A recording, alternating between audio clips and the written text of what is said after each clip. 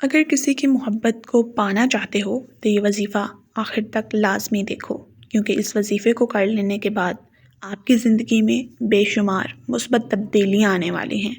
اگر آپ کا شوہر آپ پر توجہ نہیں دیتا، آپ سے محبت نہیں کرتا، آپ سے بیزار رہتا ہے، آپ کی کسی بات میں آپ کا ساتھ نہیں دیتا، یا آپ کی بیوی آپ سے محبت نہیں کرتی، آپ پر توجہ نہیں دیتی، تو یہ عمل سن کے جائیے گا، کیونکہ اس عمل کو کر لینے کے بعد آپ اپنی آنکھوں سے اس عمل کے فائدے کو دیکھیں گے۔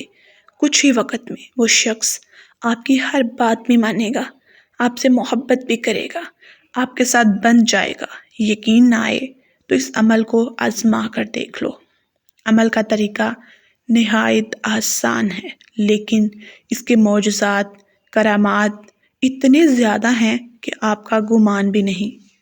کوئی شوہر بیوی سے، کوئی بیوی اپنے شوہر سے، کوئی ماں اپنے بیٹے سے، یا کوئی بیٹا اپنی ماں سے، کوئی بہن اپنے بھائی سے، یا کوئی بھی رشتہ کسی سے اکتا گیا ہے، تنگ آ گیا ہے، نفرت کر رہا ہو، یا آپ کی محبت کا جواب محبت سے نہ دے، تو اس عمل کو کر کے کمالات دیکھ لیں۔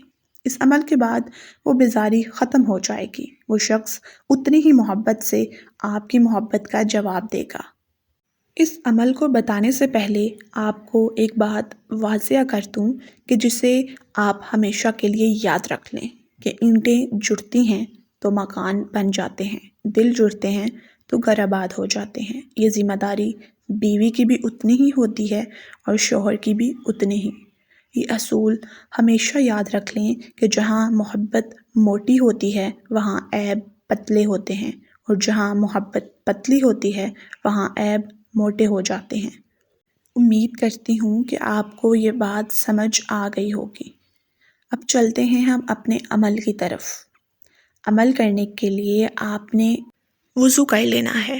اس کے بعد بہتر رہے گا کہ آپ کوئی میٹھی چیز کا استعمال کر لیں جس کے اوپر دم ہو سکے۔ اگر میٹھی چیز دستیاب نہ ہو تو آپ دودھ، پانی یا الائچی بھی لے سکتی ہیں۔ اور اگر ان چاروں چیزوں میں سے کوئی بھی چیز دستیاب نہ ہو تو آپ اس شخص کے خیال، تصور یا اس کی تصویر پر بھی دم کر سکتی ہیں۔ لیکن سب سے بہتر طریقہ یہ ہے کہ آپ کوئی میٹھی چیز لے کر دم کریں۔